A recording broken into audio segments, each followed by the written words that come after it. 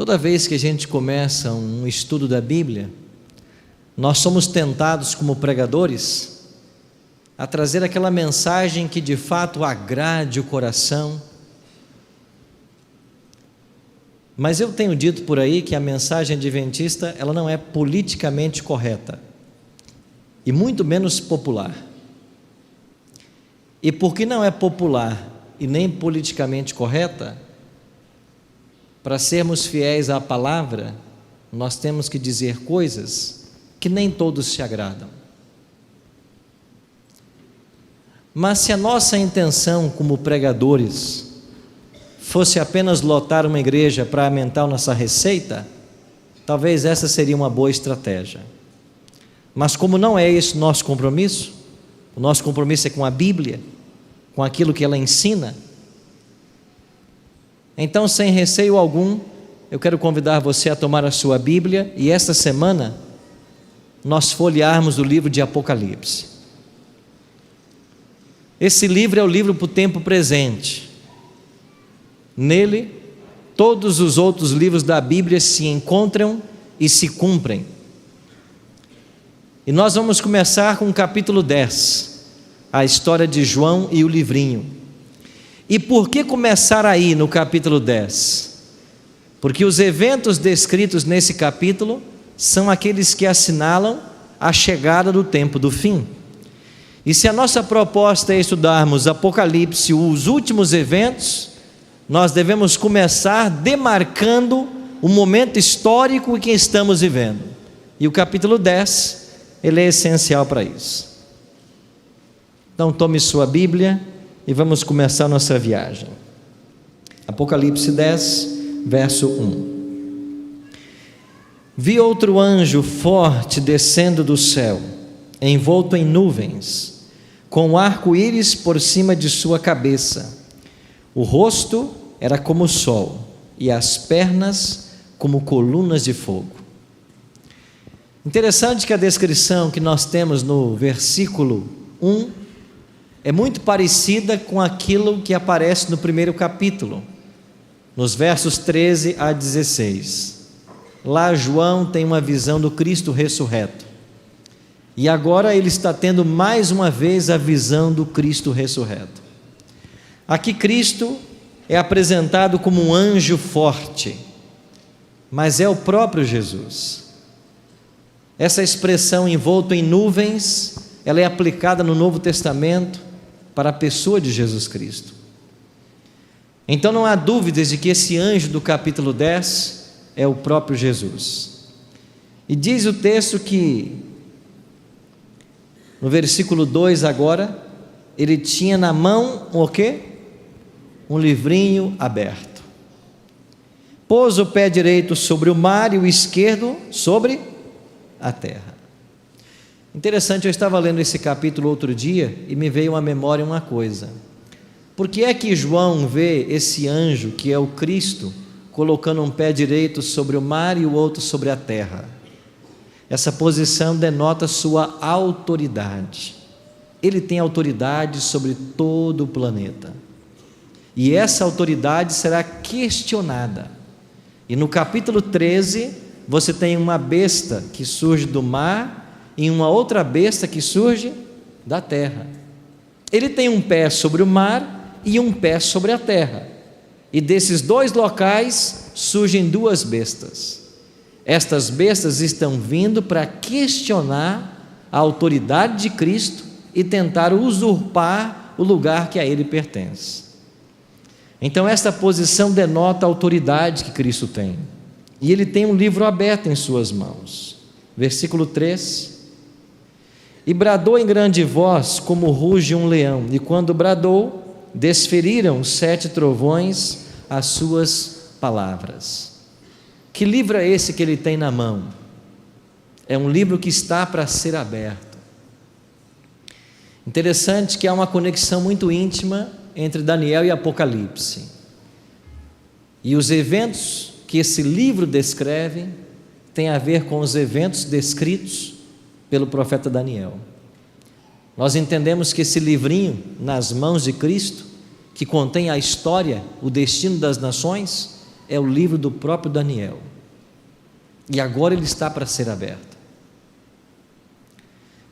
Esse livro, ele tem uma característica muito interessante. É um livro agridoce.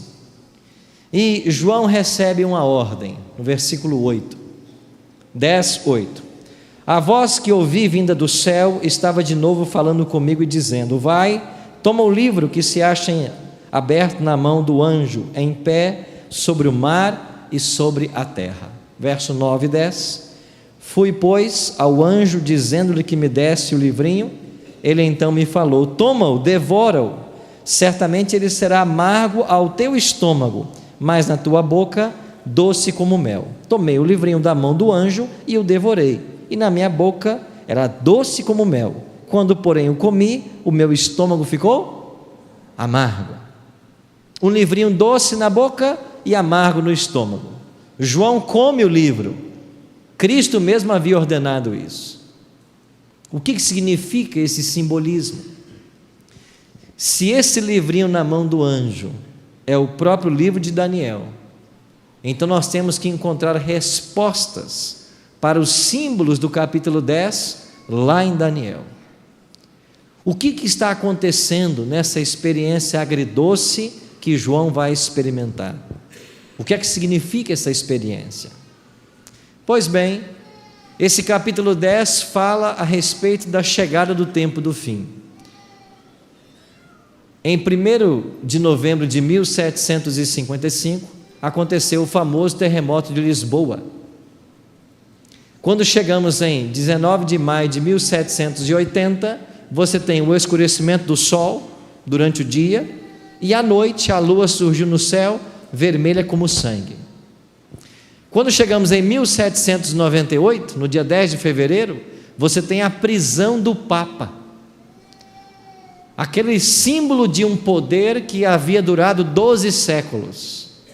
E quando esse líder é preso, as pessoas se perguntam: o que é que está acontecendo com o nosso planeta? O líder mais poderoso, o líder religioso mais poderoso, preso.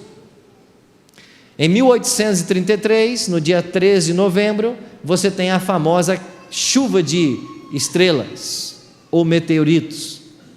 E nós entendemos de que todos esses eventos de 1755, 1780, 1798 e 1833, eles fazem parte da abertura do 6º selo, conforme descrito em Apocalipse 6, 12 em diante. Cristo, em Mateus 24, no verso 27, havia referido-se também a esses eventos. Então o mundo voltou-se para a Bíblia, porque algo estava acontecendo. O mundo estava saindo do seu curso natural, algo extraordinário estava acontecendo. Então houve um despertamento religioso, e as pessoas voltaram-se para a Bíblia, principalmente nos Estados Unidos. E esse despertamento religioso ficou conhecido na história da nação americana como o segundo grande reavivamento. E dentre estes americanos que se voltaram para a Bíblia, estava um batista chamado Guilherme Miller. E este fazendeiro se interessou pelo estudo da palavra de Deus e dedicou vários anos de sua vida a estudar o livro do profeta Daniel, sentado aí na escrivaninha da sua casa. Aqui está uma foto da Bíblia de Miller. Ela se encontra hoje no museu da nossa Universidade Andrews, nos Estados Unidos.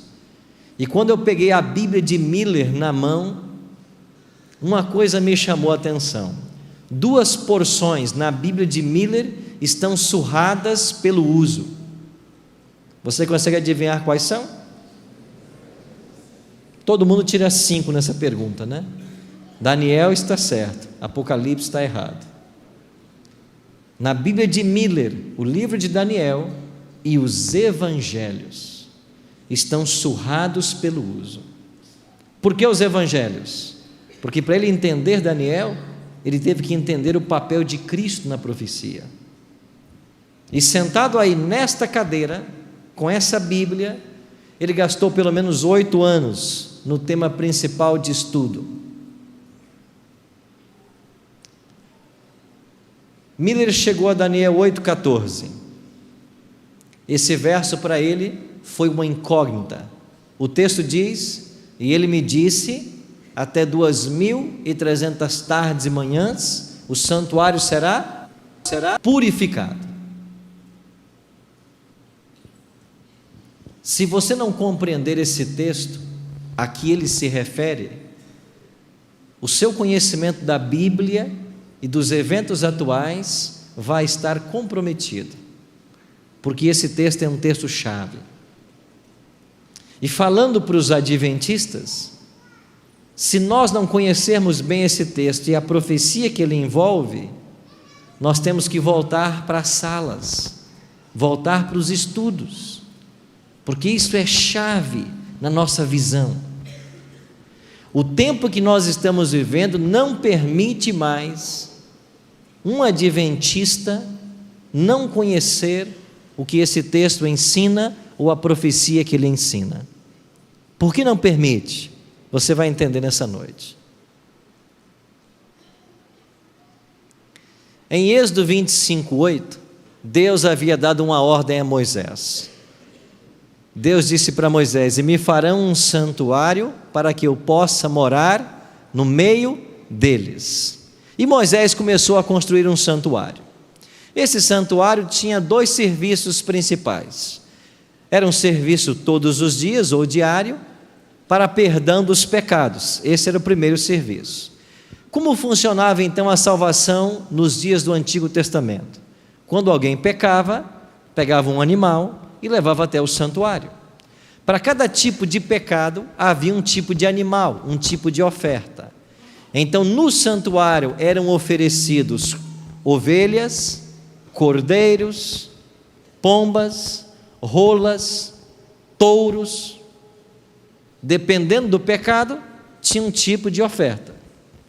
O pecador trazia o animal na presença do sacerdote, colocava a mão sobre a cabeça do animal, confessava o seu pecado, simbolicamente o pecado saía dele e ia para o animal. Agora o pecador pegava uma faca e matava o animal. Ele tinha que matar o animal, e enquanto o animal estivesse contorcendo as dores da morte, o pecador via nesse animal um símbolo do Messias. Toda vez que ele pecava, o inocente morria, e isso apontava para o Messias. Então este era um evangelho em símbolos, e através desse evangelho, Deus falava à nação, advertia contra o pecado e apresentava a graça. Mas pastor, e quem fosse um pobre e não tivesse animais para oferecer? E quem estivesse longe do santuário e não pudesse ir lá oferecer a sua oferta? Então, para esses casos, o próprio santuário provia um cordeiro. E todos os dias, às 9 da manhã e às 3 da tarde, morriam 2 cordeiros, providos pelo próprio santuário. E esses cordeiros que morriam, eles atendiam essas 2 situações: quem não tinha animal para oferecer e quem estava longe do santuário. Você entende por que Daniel orava 3 vezes ao dia com o rosto voltado para Jerusalém? É porque ele esperava que o sacrifício que lá estava acontecendo, pelo menos nos primeiros anos de cativeiro, enquanto havia santuário, também beneficiasse a ele. Assim as pessoas eram perdoadas no Antigo Testamento. Agora no santuário havia um segundo serviço, que acontecia uma vez por ano. No local santo, o sacerdote pegava o sangue do animal que o pecador havia matado e entrava e molhava o chifre do altar do santuário e aspergia também na cortina. Mas uma vez por ano entrava em cena o sumo sacerdote, que era o maior líder religioso em Israel. Havia um dia para isso, 10º dia do 7º mês. Nesse 10º dia do 7º mês, era o dia da expiação. O sumo sacerdote acordava de manhã cedo e ele tinha que sacrificar um animal para ele, porque ele também era pecador, e ele tinha que matar um animal para o seu pecado. E que animal ele matava? Um carneiro. Então o sumo sacerdote, no 10º dia do 7º mês, matava um carneiro para a sua oferta. Depois ele ia para o santuário para o ritual. No ritual, eram trazidos à presença dele 2 bodes. Um era levado para o deserto e solto, representando Satanás, e o outro morria na presença dele. Então, no dia da expiação, morriam 2 animais, um carneiro e um bode. Quando você abre a Bíblia em Daniel 8, o capítulo começa com uma luta entre 2 animais. Quem estão lutando?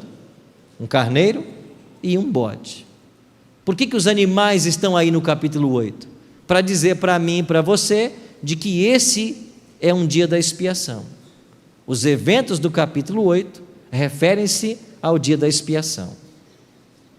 Então Miller foi entendendo essas coisas, e Miller entendeu que no dia da expiação havia juízo para o povo de Israel.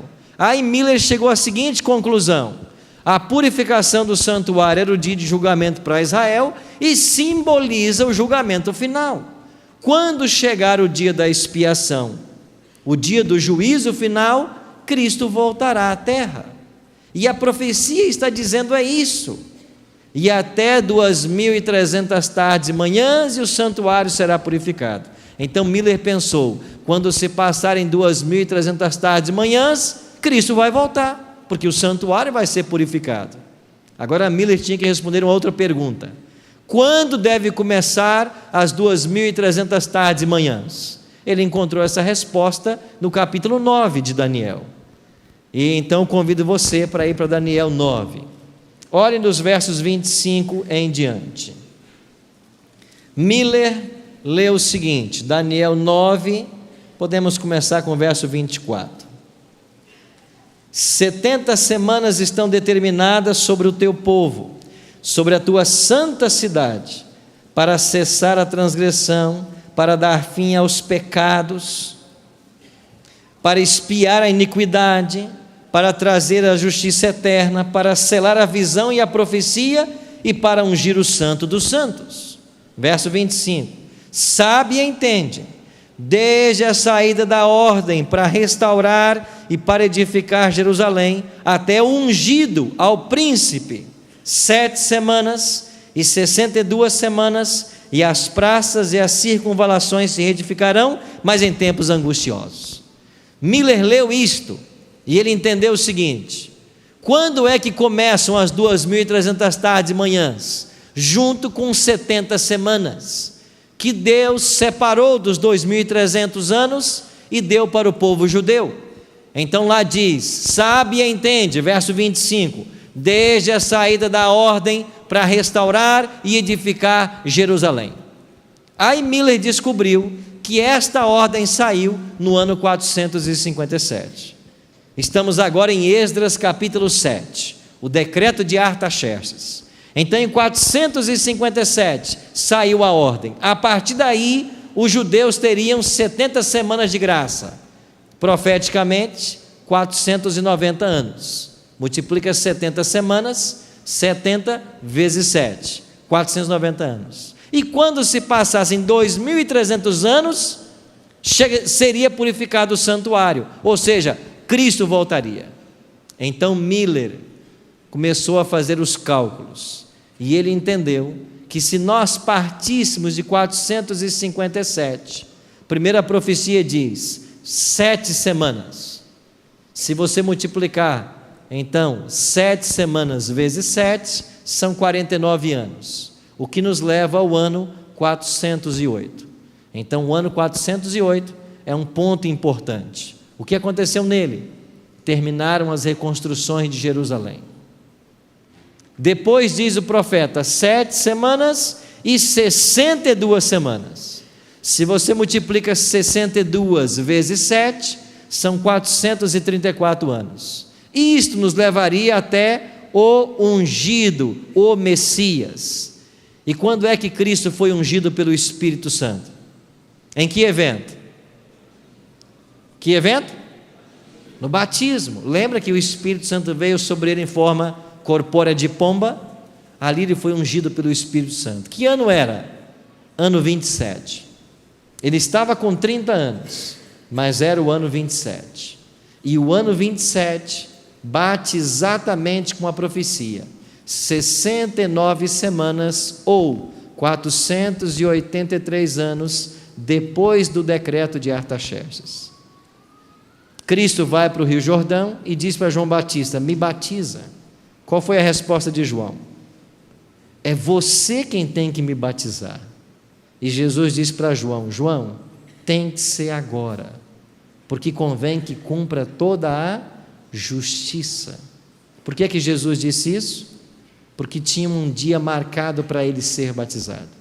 Jesus tinha um dia marcado para tudo, e para o seu batismo era aquele dia, 69 semanas exatamente depois do decreto. Cristo se batizou. Aí chegamos a Daniel 9:27. Olha o que diz o verso 27. Ele, o Messias, que foi ungido no batismo, fará firme aliança com muitos por quanto tempo? 1 semana. Mas na metade da semana fará cessar o sacrifício e a oferta de manjares, e sobre as asas das abominações virá o assolador, até que a destruição que está determinada se derrame sobre ele. Então o profeta Daniel recebeu a mensagem: ele, o Messias, depois de ungido, batizado, fará aliança com o povo judeu por 1 semana, 7 anos. Se ele se batizou no ano 27, a aliança se estendeu até o ano 34. O que é que aconteceu no ano 34, que terminou as 70 semanas de graça para o povo judeu? Estevão foi apedrejado. Estamos agora em Atos capítulo 7. Quando Estevão é apedrejado exatamente 490 anos depois do decreto de Artaxerxes. Só que a profecia dá mais um detalhe: ele fará firme aliança com muitos por 1 semana, mas na metade da semana fará cessar o sacrifício. Como Cristo fez cessar o sacrifício de animais do Antigo Testamento? Morrendo sobre a cruz. E quando ele morre sobre a cruz? Na metade da última semana, no ano 31. Então Cristo tinha um ano marcado na profecia para morrer.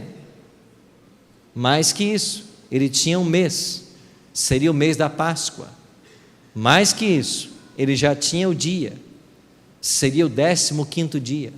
Mais que isso, ele tinha até a hora, tinha que ser na hora do sacrifício. E é por isso que Jesus foi crucificado 9 da manhã, ficou 6 horas na cruz e morreu às 3 da tarde. Ele foi crucificado na hora do sacrifício matutino e morreu na hora do sacrifício vespertino. Ele ficou 6 horas na cruz. Então Cristo, quando veio à terra, ele descobriu em algum momento da sua existência que ele tinha uma hora marcada para morrer. A maioria das igrejas na atualidade são dispensacionalistas. E sabe o que faz o movimento dispensacionalista? Pega esta última semana, a 70ª semana, e lança para um futuro distante. Se você tira da história esta semana, fincada pelo batismo, pela cruz e pelo apedrejamento de Estevão, você tirou Cristo da história. E é isto que está fazendo a maioria das igrejas hoje, ensinando que esta última semana ainda está no futuro. Mas nós, adventistas, leais à Bíblia e à história, nós entendemos que essa semana está marcada por esses 3 eventos. Miller entendeu tudo isso. Agora Miller fez uma conta muito simples. Se já percorremos 490 anos na história, e se o período para a volta de Cristo, segundo ele compreendia, eram 2.300 anos, nos faltam viajar 1.810 anos. Se nós estamos no ano 34, o ano do apedrejamento de Estevão, e viajarmos 1810 anos, nós chegamos ao ano 1844. Foi assim que Guilherme Miller chegou a essa data. Então Miller e os seus amigos chegaram à data de 22 de outubro de 1844. E eles descobriram isso há poucos meses da data. Sabe o que aconteceu? Um grande reavivamento. As pessoas começaram a colocar a vida em ordem, fazer as pazes, vender suas propriedades e aplicá-las na pregação do Evangelho. O que aconteceria com essa igreja, com a sua vida, se você descobrisse pela Bíblia, num estudo profético, que Jesus voltará daqui a 6 meses? O que você faria? Imagine o que nós não faríamos, se tivéssemos certeza disso, e eles tinham. Então esta mensagem da volta de Cristo era o doce na boca. Estamos agora em Apocalipse 10, o doce na boca. Quando ela se tornou amarga? Quando chegou o dia 22 de outubro e Jesus não voltou. Por que ele não voltou? Porque a profecia não falava da volta dele. A purificação do santuário não tem a ver com a volta de Cristo. Depois eles descobriram que refere-se ao início do juízo no céu. Mas aí na fazenda de Miller, numa rocha chamada Rocha da Ascensão, estava Guilherme Miller, Josué Raimes e outros amigos, esperando a volta de Jesus, nessa rocha, chamada hoje de Rocha da Ascensão, porque eles esperavam ascender aos céus daquele local. E quando Jesus não voltou, eles passaram por uma grande decepção. Guilherme Miller construiu essa pequena capela, e aí ele pastoreou algumas famílias até o dia 20 de dezembro de 1849, quando ele morre. Ele foi sepultado aí perto de sua fazenda, e aqui está uma foto da sepultura de Miller e de sua esposa Lucy ao lado. Ellen G. White, no livro Primeiros Escritos, na página 238, ela diz: anjos vigiam o precioso pó desse servo de Deus, e ele ressurgirá ao som da última trombeta. Miller descansou salvo, mas a igreja passou por um grande desapontamento, o amargo no estômago. Eles não entenderam o que estava acontecendo, e então eles se voltaram para a Bíblia. E no dia imediato ao desapontamento, Irã Edson acordou cedo e foi confortar algumas famílias que estavam decepcionadas. E enquanto ele passava por meio de um milharal, ele teve uma visão. Ele viu Cristo passando do santo para o santíssimo no santuário celestial. E ele entendeu de que o dia 22 de outubro, o dia da expiação, não apontava para a volta de Cristo, mas para uma nova fase do seu ministério no santuário celestial. O que aconteceu? No dia 22 de outubro de 1844, com um grande desapontamento, você teve agora 3 divisões dos milleritas. Primeiro grupo continuou marcando datas para a volta de Cristo até que eles desapareceram. Segundo grupo se apostatou e nunca mais quis saber de religião. Terceiro grupo voltaram para a Bíblia, entenderam a profecia, compreenderam que não era a volta de Cristo, mas era o início do juízo no céu. E eles então organizaram a Igreja Adventista do 7º dia.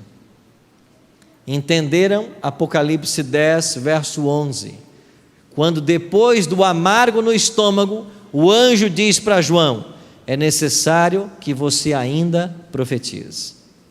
Então o que aconteceu no dia 22 de outubro de 1844? Nasceu a Igreja Adventista do 7º dia, que foi organizada formalmente em maio de 1863, com uma mensagem: ainda é necessário que profetizes.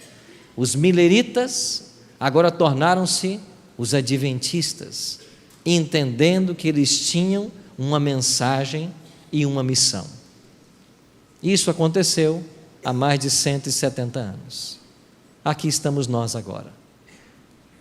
O que fez 22 de outubro de 1844? Inaugurou o tempo do fim. A partir desta data, 22 de outubro de 1844, não existem mais períodos proféticos. Mas o que existe agora? Os eventos descritos no Apocalipse, que começariam a acontecer apenas depois dessa data, e que, como placas à beira da estrada, indicariam que nós estamos próximos da volta de Jesus. A igreja adventista, ela tem certidão de nascimento. Ela não surgiu de uma briga de pastores, ela não surgiu de um movimento dissidente, ela não surgiu por ideia humana, ela tem uma certidão de nascimento. E a nossa certidão pauta-se em Daniel capítulo 8 e Apocalipse capítulo 10. Se nós não entendermos esses dois capítulos, nós não entenderemos o movimento profético que nós somos. Pastor, isso não é ser exclusivista? Seria, se nossa igreja fosse uma igreja de portas fechadas. Não é, porque nós somos uma igreja aberta a qualquer pessoa que desejar ser membro de nossa comunidade. Mas nós nos vemos como nascendo de uma profecia e com uma missão para o tempo presente. E qual é a nossa missão? Pregar a última mensagem que o mundo tem que ouvir para que Jesus volte. E que mensagem é esta? É a abertura que Cristo faz desse livro de Daniel, comparado com a abertura do livro do Apocalipse. Por que nós somos a igreja remanescente? Porque a igreja adventista, primeiro, ela é devedora. Nós devemos aos cristãos que vieram antes de nós. Nós aprendemos a guardar o sábado com os batistas do sétimo dia. Nós aprendemos justificação pela fé com os luteranos.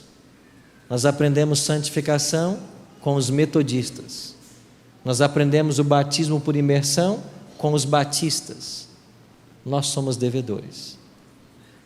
Mas a igreja adventista, ela é única como movimento profético, porque ela conseguiu reunir em seu bojo doutrinário todas as verdades da palavra de Deus. E essa verdade, ela tem que ser pregada no poder do Espírito Santo. E aonde os argumentos não alcançarem, contaremos com a ação do Espírito. Essa garota que você está vendo vestida de azul, eu estudava com a família dela. Começamos a estudar o livro do Apocalipse. E quando faltavam 2 lições para terminar, eu cheguei na casa dela. A mãe disse assim para mim: nós não mais estudaremos a Bíblia com o senhor. Eu disse: por que não? Porque o nosso pastor teve uma visão. Eles eram membros da igreja pentecostal há vários anos. E o nosso pastor teve uma visão e disse para nós não mais estudarmos a Bíblia com você. E eu disse: qual foi a visão? Nosso pastor teve uma visão e viu um lobo rondando a nossa igreja. E ele disse que esse lobo é você. Por isso nós não vamos mais estudar a Bíblia. Eu perguntei para eles: algum dia já ensinamos para vocês algo que não estivesse na Bíblia? Não. Algum dia falamos alguma coisa de nossa cabeça que não pudesse estar claramente provado na Bíblia? Não. E por que então não continuar o estudo? Nosso pastor. E eu disse: então façamos uma coisa. Desde que eu volte pela última vez na casa de vocês, faremos um último estudo e depois eu não volto mais. Eles concordaram. Durante aquela semana nós oramos por essa família.